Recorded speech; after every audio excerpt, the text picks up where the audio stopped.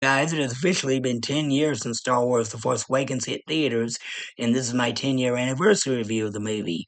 When I saw the movie in theaters, I loved it. Has my opinion of it changed over the years? Well, sort of. Well, I do still like it, but I don't like how they basically remade A New Hope with, like, the main character is a loner living on this desert sand planet as an orphan, like Luke in New Hope, and the main plot centers on this escaped droid with these secret message hidden inside him in the New Hope. It's R2D2 has these secret plans that reveal the Death Star's weakness, and in The Force Awakens, BB-8 has these secret map telling people where to find Luke, where he's hiding out at, and that's another flaw I have with this movie is that Luke's return was just a glorified cameo, and Han. I do like that the original cast returned for this one, the one that survived the original trilogy, and Han Solo, Luke Skywalker, Leia Organa, Chewie, C3PO, R2D2, and they they all were they're the same actors return to play them, and they all do their roles well.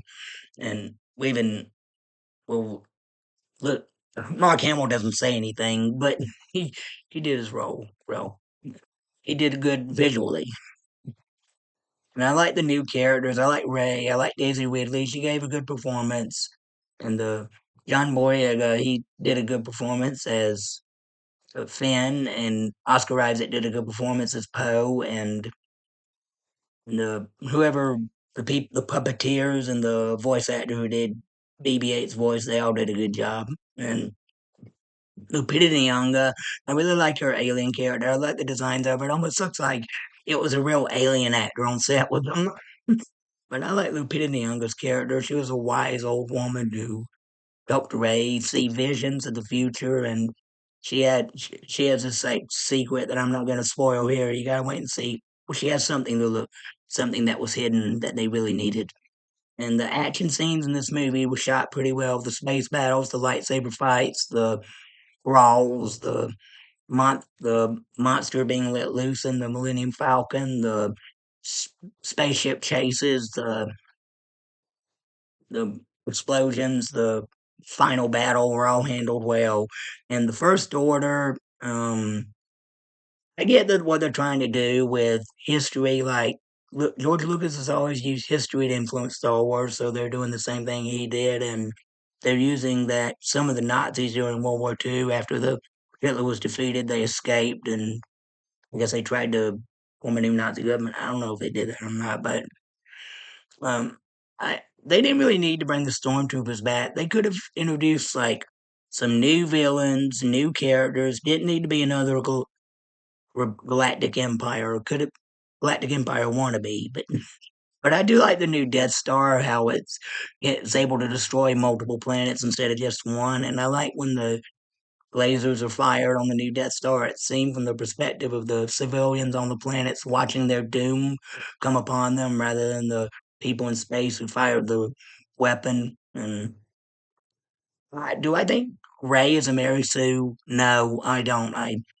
think she's just always been force sensitive. That she just waited. She just realized just in how she was able to tap into it. She was just born with this unique gift, like most other Jedi's were who were born force sensitive. And of course, her saber skills weren't pretty good. That's why when Kylo Ren fought her in the final duel at the end, he said, you need a teacher. Come with me. I'll show you the ways of the Force." Yeah, because her fight skills weren't as good. That's why also why Poe was defeated because his saber skills weren't as good either. And sorry for doing the on the tongue so much. And the only reason she was able to beat Kylo Ren in that fight was because he was already wounded from where Chewie shot him earlier.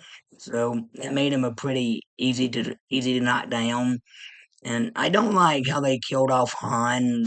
Well, the way they did it just sucked. Like being murdered by his own son, that really sucked. And that's why most people, including me, probably did thought it was best if well, what happened at the end of the trilogy with Kylo's story arc.